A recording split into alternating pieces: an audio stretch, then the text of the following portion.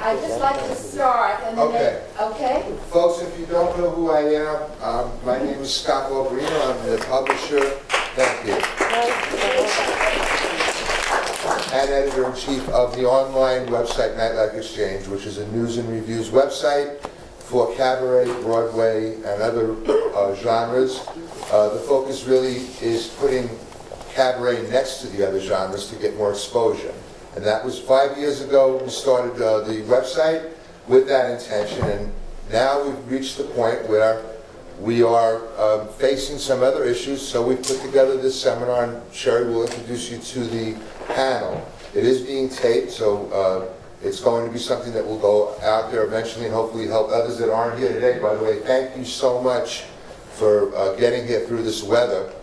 I want to just read this will be very quick, but New York Post, a piece in here I saw last week, very interesting. This is about, of course, restaurant reviews, but reviews are reviews. And I'm just going to grab one or two lines out of here. Since its launch, we're talking about Yelp. In 2004, the online review website, Yelp, has amassed more than 22 million write-ups from anyone who cares to type one. Okay? But not all reviews on Yelp, aka Yelpers, are created equal. Those designated by the site as elite are popular with other members, and they churn out hundreds of reviews, and some argue are so influential they can help make or break a restaurant. These armchair restaurant critics tend to be young, mid-20s, early 30s, and affluent, according to Yelp's public relations manager.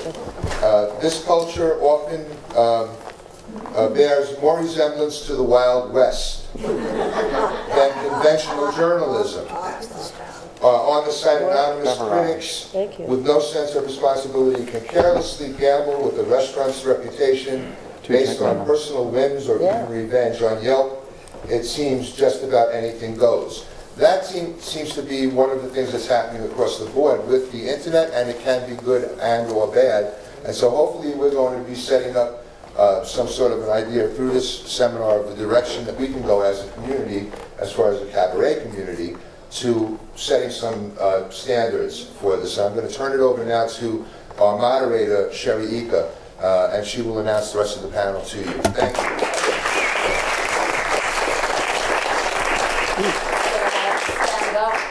There's no room for me on the stage.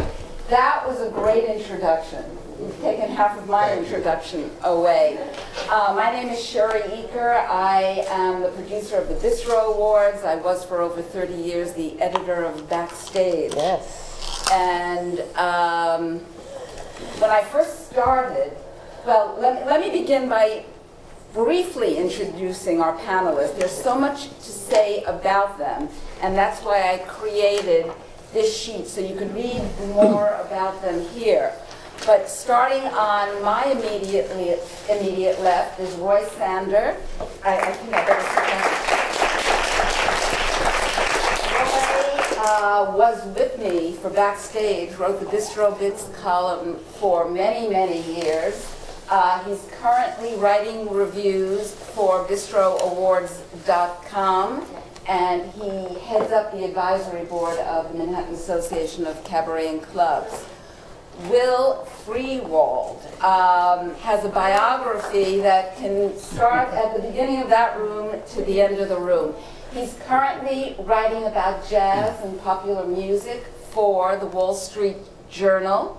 Before that, he was with the New York Sun, writing about jazz, popular music, and cabaret. He was with the New York Sun for all 7 years of its existence. He has authored eight books, the latest of his book being a biographical guide to the great jazz and pop singers. He is known as a leading authority on jazz and adult pop music, as well as Broadway shows, jazz and pop vocalists, big bands, and classic American pop. His bio notes, and this is only up until 1980, that he's written over 600 liner notes for albums and has garnered 8 Grammy nominations for that. Wow. I'd highlight that. On Bill's left is Adam Feldman, who is, I'm very impressed, president of the New York Drama Critics Circle, which is the elite drama critics organization in New York and probably around the country as well. He's also the theater and cabaret critic for Time Out magazine, and he writes occasionally for Time Out London and various other publications. And then on Adam's left is a lady that I knew by name for a while, and we just happened to meet today for the first time and spoke yesterday for the very first time. Melody Breyer-Grell. Melody currently writes for Nightlife Exchange, Cabaret Scenes, and is the new arts correspondent for the Huffington Post. And is a singer as well and a teacher.